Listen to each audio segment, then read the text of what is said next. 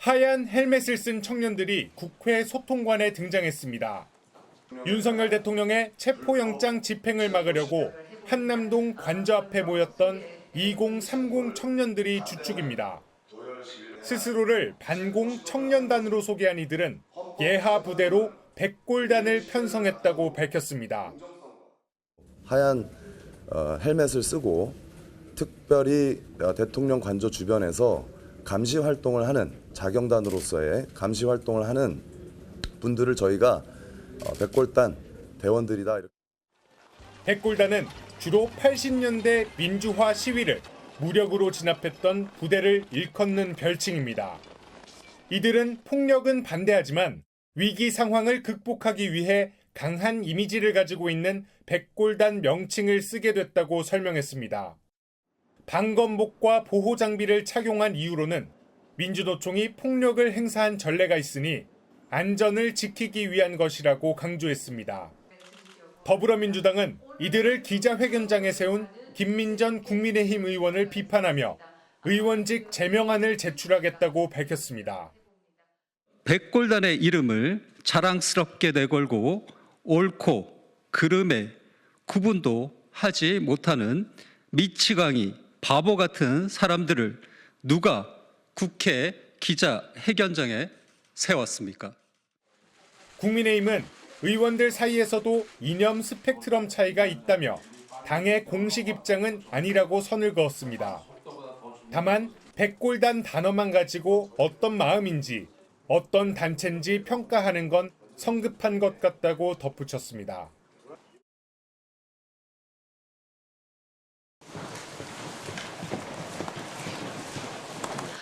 오늘은 반공청년단의 기자회견을 소개해 드리려고 합니다.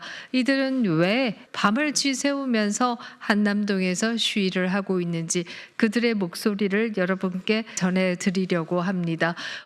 민주노총과 공수처가 대통령 관저로 기습 침투할 가능성이 있다라는 첩보가 있었습니다. 그래서 당시에 용기를 가지고 물러서지 않은 그런 청년들을 저희 사이에서는 백골단 같은 그런 용맹스러운 어떤 모습을 보이지 않았나. 그래서 저희가 백골단으로 알려진 것 같습니다.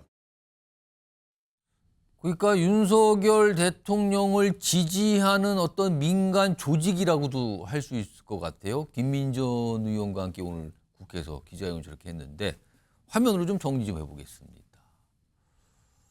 그러니까 윤석열 대통령을 지키자라는 목적을 갖고 있다고 알려져 있죠.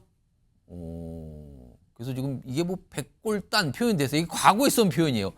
대부분 남성이고요. 2030 세대 뭐 한 30여 명 정도로 구성된 것 같다. 이렇게 좀 파악이 되고 있는 상황이에요. 약간 하얀 헬멧을 착용해서 특히나 이제 백골단 이런 표현이 들어간 것 같기도 한데 여기 좀 설명이 있었죠.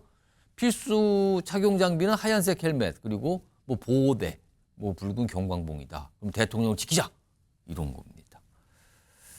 최소한 평론가 이러다가요. 아까 경찰과 군은 약간 좀 빠지는 분위기고 경호처만 남는 분위기 약간 그 내용 전해드렸는데 이러다가 공수처하고 경찰이 2차 체포영장 집행할 때 이런 민간 조직과 또 충돌할 가능성까지 생기는 걸까요? 그럼 혹시? 그러니까 저도 지금 우려스러운 게 이제 뭐 백골단이라고 저 명칭 자체도 좀 약간 좀 제가 보기에도 부담스러운 그 얘기입니다. 왜냐하면 백골단이라는 게 우리 근현대사에서 매우 부정적인 이미지로 각인되고 있지 않습니까? 근데 굳이 저렇게 흰색 헬멧을 썼다고 백골단이라고 지칭하는 것과 그다음에 저렇게 또 기자회견장까지 와서 본인들의 존재감과 본인들의 활동 영역을 공개하는 게 저는 과연 온당했느냐. 왜냐하면 자경단 정도로 자체 질서를 좀 유지한다든가 그다음에 외부에서 오는 불순한 인력들을 좀 통제한다든가 하는 그런 자체적인 자경단 조직이면 모르겠으나 만일 저기에서 공권력이 투입되는데 그걸 적법하지 않게 막았다는 경우에는 이게 민간의 희생으로 이어질 수 있으면 이건 또 다른 프레임이 형성되는 거거든요.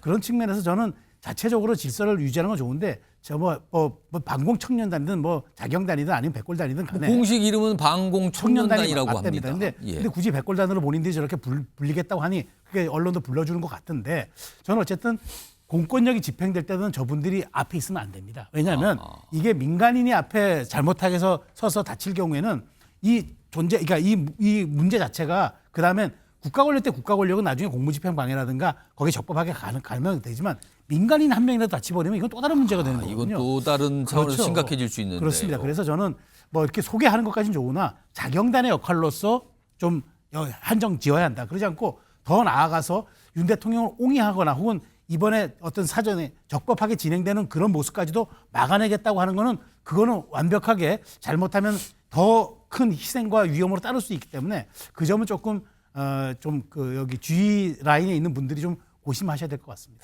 정기남 교수님, 그러니까 윤석열 대통령을 지지하는 사람들의 어떤 조직으로 보이는데 이거는 글쎄요, 지금 관저 앞에서 윤석열 대통령을 지키자고 외치면서 집회를 하는 사람들과는 좀 약간 또 다른 차원의 문제 같은데요, 이거는요. 그렇습니다. 뭐 지지자로서 농성에 참여하고 거리 시위에 참여하는 거에 얼마든지 뭐 이해할 수 있겠죠. 그러나 공권력 집행, 그러니까 제2차 체포영장 집행을 앞두고 공권력 집행에 맞서겠다라고 하는 것을 공언하고 있는 집단입니다.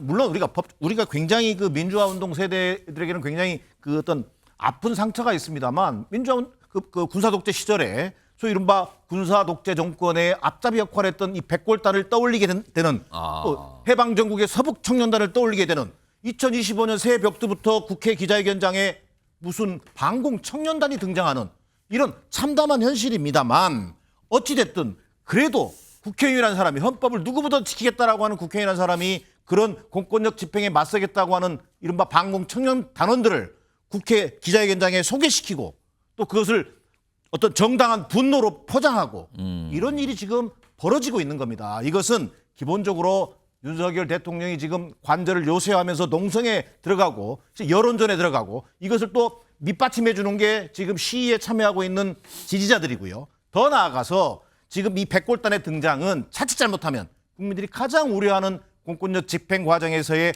유혈 충돌을 어찌 보면 이끌어내고자 하는 하나의 어떤 요소로서 지금 이 사람들을 앞세우고 있는 건 아닌지 이런 불안에 떨 수밖에 없는 그런 상황으로 보여집니다.